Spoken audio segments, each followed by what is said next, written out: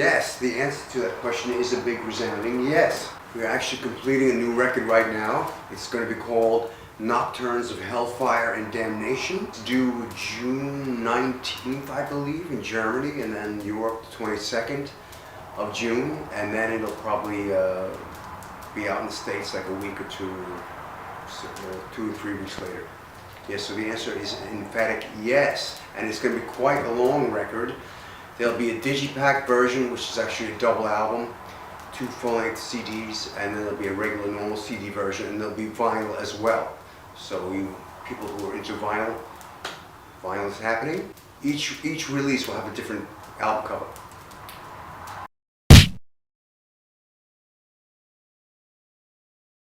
The bulk of the writing is done by me alone. I generally go in, wail away at the piano, or wail away screaming and hollering at the piano. Something usually comes out, and then I teach the rest of the guys, and we then go into the studio and record it. I don't go anywhere near the studio until I've actually recorded everything on cassette, old school, do all the rearranging, all the arrangements and the rearranging.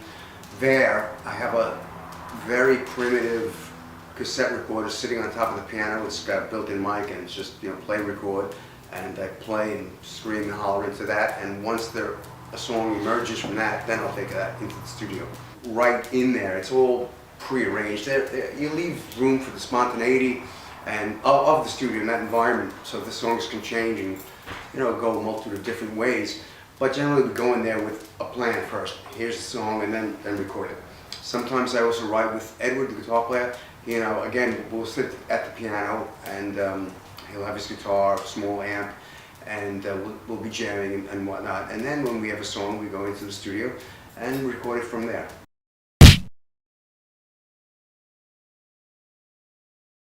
There have been many memorable moments over the years.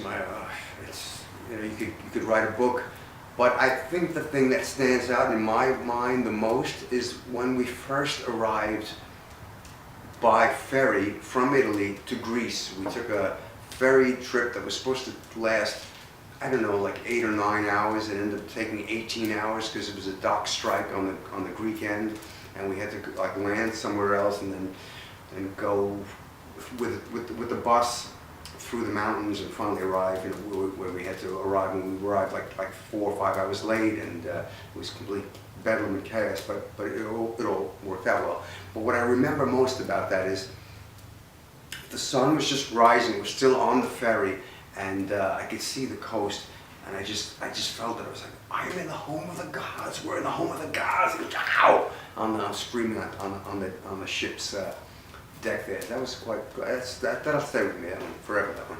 That was good. And then the people were just rabid. The Greek audience was just, it was like, for us it was like Beatlemania, chasing after the tour bus and whatnot in their cars. It was pretty overwhelming.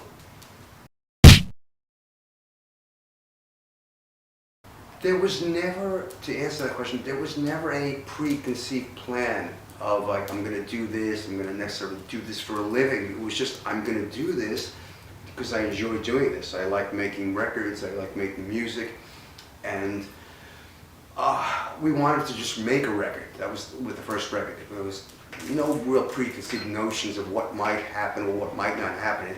It just kind of snowballed from there. Pressed up what was our demo, and sold the record, the vinyl, from the trunk of my car. Sold the first 5,000 copies in a matter of weeks, it seemed, and then pressed up the next 5,000. And before that was sold out, we had our first deals. We were signed to Music for Nations. We're actually MFN, Music for Nations, won their first release from that label. It was an English label. And then we got a US deal with a company called Mongol Horde. That happened really, really quickly. We recorded the album. We formed actually on Halloween of '81, and then 2 or 3 weeks later, we went into the studio, made what became the first album, and released it like a month or 2 later. So it was all very, very, very quick that it happened. Was there a plan B? No, there was never a plan B. There was never really a plan A. It was just, whatever's going to happen is going to happen. Just live and be and do, and I was never really interested in this, in being famous or, you know, getting to any particular level. It was just really, I wanted to preserve some idea of what I was doing musically on wax, on whatever cassette at the time, and then, you know, whatever happened, happened. And it became a way of life for all these years, and it still is just really a way of life. I don't think of it as a career, it's a way of life. It might have been something by Alice Cooper. I'm not sure which one. One of the early ones. There was a place called Corvettes, which became a big rock club that we played at later on. But it was a department store first, Corvettes. And it might have been like Killer or Love It to Death or one of those records. I think it was like 369, I remember. Vinyl. Double gatefold 369.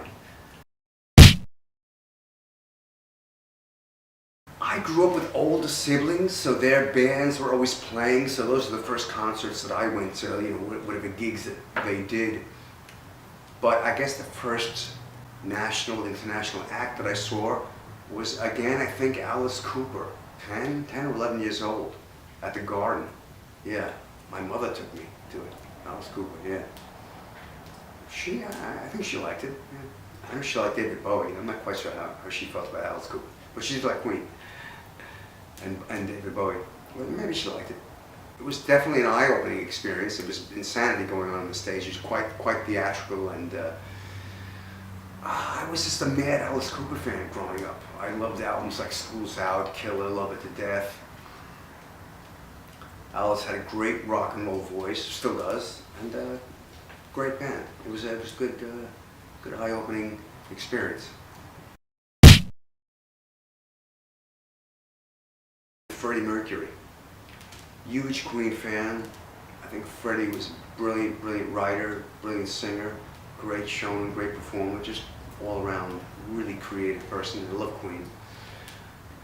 It'd be nice to spend some time talking about music with him. I would really enjoy that, absolutely. And he seems like a really wonderful human being too.